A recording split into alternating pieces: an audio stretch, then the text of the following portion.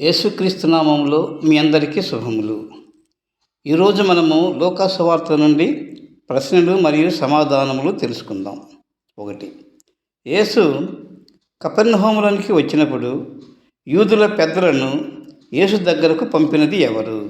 జవాబు: యేసు కపెర్నహూములోనికి వచ్చినప్పుడు యూదుల పెద్దలను యేసు వద్దకు పంపినది శతాధిపతి.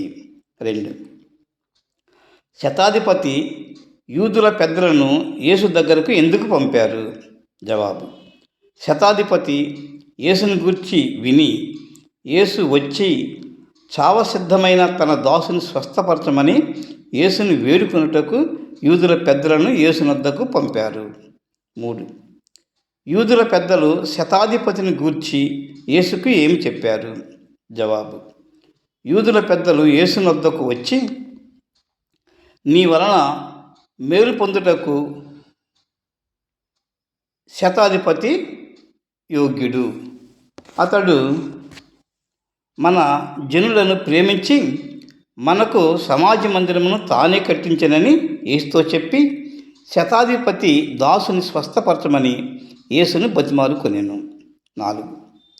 శతాధిపతి తన స్నేహితులను చూచి యేసుతో ఏమి చెప్పమన్నారు? జవాబు: శతాధిపతి తన స్నేహితులను చూచి, మీరు యేసు వద్దకు వెళ్ళి, ప్రభువా, శ్రమ పుచ్చుకొనవద్దు, నీవు నా ఇంటిలోనికి వచ్చుటకు నేను పాత్రుడను కాను, అందుచేత నీ వద్దకు వచ్చుటకు పాత్రుడనని నేను ఎంచుకొనలేదు. అయితే మాట మాత్రం సెలవిమ్ము, అప్పుడు నా దాసుడు స్వస్థపరచబడును అని నేను చెప్పినట్లు యేసుతో చెప్పుడని శతాధిపతి తన స్నేహితులను యేసు వద్దకు పంపెను. 5.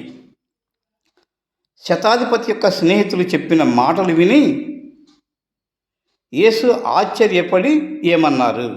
జవాబు: శతాధిపతి యొక్క స్నేహితులు చెప్పిన మాటను విని యేసు ఆశ్చర్యపోయి యేసు తన వెంట వచ్చున్న జనసమూహము వైపు తిరిగి, ఇశ్రాయేలులోనైనను ఇంత గొప్ప విశ్వాసం నేను చూడలేదని మీతో నిశ్చయముగా చెప్పుచున్నాను నేను.